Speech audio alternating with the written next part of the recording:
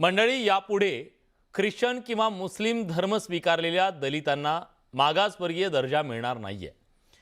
दलित Christian किंवा दलित मुस्लिम यांना मागासवर्गीयांच्या कोट्यातून नोकरी किंवा शिक्षणात आरक्षणाचा लाभ मिळणार नाहीये। शिवाय अॅट्रॉसिटी कायद्याचा लाभ घेता येणार नाही। सर्वोच्च न्यायालयानं हा ऐतिहासिक निर्णय दिलाय।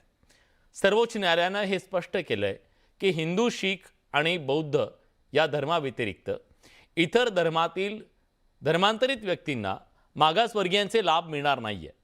गेल्या अनेक वर्षापासून खरं तर या विषयावर सातत्यानं चर्चा झडत होती। धर्मांतर केल्यावरही मागासवर्गीयांच्या आरक्षणाचा लाभ का घेतला जातो, का दिला जातो याबद्दलचा प्रश्न विचारला जात होता, त्याला आक्षेप नोंदवला जात होता। त्यामुळे या निर्णयाला एक मोठी पार्श्वभूमी आहे। त्यासाठी मूळ घटनाक्रम समजून घेऊया।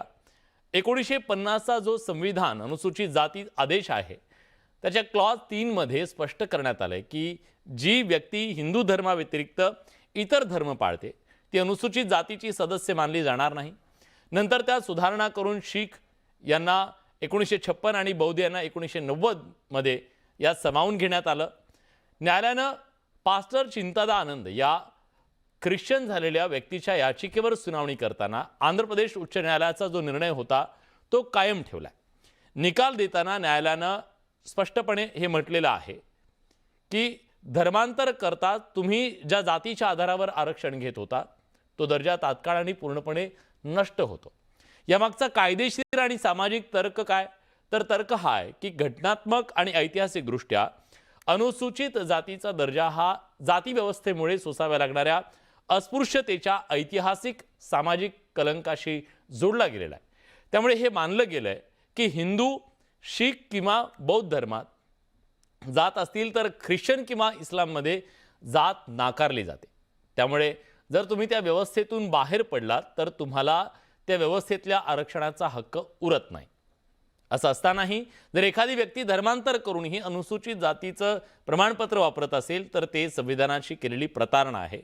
त्यामुळे ती व्यक्ती आरक्षणाचा लाभ तर घेऊ शकत नाही। शिवाय मुस्लिम किंवा ख्रिश्चन धर्म स्वीकारलेली व्यक्ती अनुसूचित जाती जमाती अत्याचार प्रतिबंधक कायद्या अंतर्गत संरक्षणाचा दावा सुद्धा करू शकत नाही, म्हणजे ते अॅट्रॉसिटी कायद्याच्या बाहेर असते। कारण हा कायदा केवळ अस्पृश्यता भोगणाऱ्या समुदायांसाठी आहे असं न्यायालयानं स्पष्ट केलं। या निर्णयामुळे आता दलित ख्रिश्चन किंवा दलित मुस्लिम यांना अनुसूचित जातीच्या कोट्यातून नोकरी किंवा शिक्षणात आरक्षणाचा लाभ मिळणार नाहीये। थोडक्यात काय तर न्यायालयानं धार्मिक ओळख आणि जातीय ओळख यांना वेगळं ठेवण्याचा प्रयत्न केलाय। धर्मांतरामुळे एखाद्या व्यक्तीचा जर जातीय आधारच नष्ट झाला असेल तर त्या आधारावर मिळणारं आरक्षण नष्ट होतं।